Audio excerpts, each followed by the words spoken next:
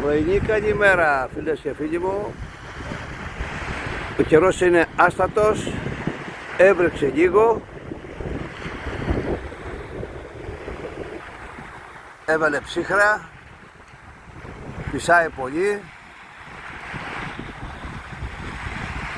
Τι είναι αυτό, ψάρε εκεί πέρα.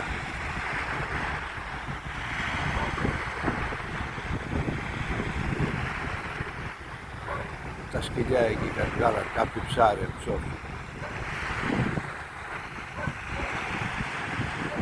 Χάλια είναι, φυσάει πάρα πολύ.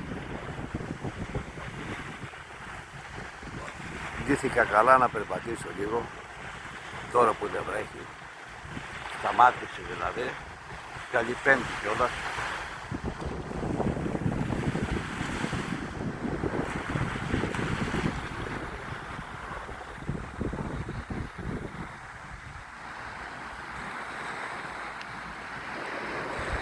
Αυτά φίλες και φίλοι μου.